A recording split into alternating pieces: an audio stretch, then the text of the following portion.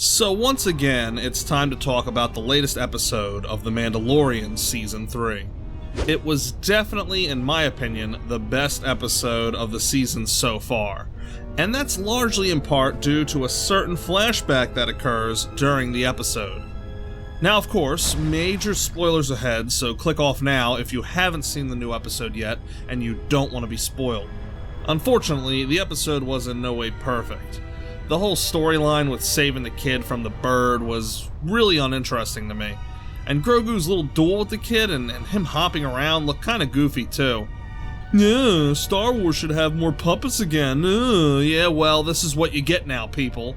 Here's some advice, Disney. Don't record scenes like this in broad daylight. You know, there was a reason that all the puppets in the original Star Wars trilogy were in a dimly lit setting. But I digress.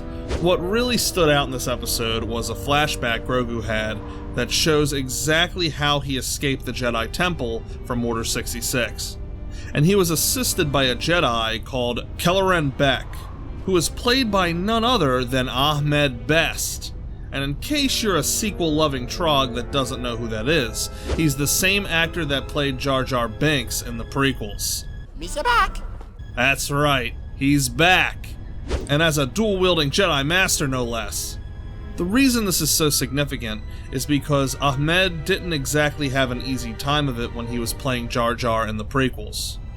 He received a lot of unwarranted and unjustified cruelty from the prequel haters, so much so that it got to the point where he almost committed suicide. The reason why I almost ended my life on the Brooklyn Bridge was because 20 years ago, I played Jar Jar Binks in Star Wars. I faced a media backlash that really made me feel like my life was over. There was just so much hate and venom and anger directed at me. It's very sad, but thankfully he rose above it and moved on. I believe over the years of people waking up and realizing that the prequels were actually genius, Ahmed got a lot of late but warranted affection for his contribution to the prequels, and this in turn gave him the gumption to come back to Star Wars once again. And now here he is, back and better than ever. It really is fantastic, and I hope we get to see more of his character and where his destiny with Grogu ultimately lies. At some point they gotta split up, right? But I wonder when.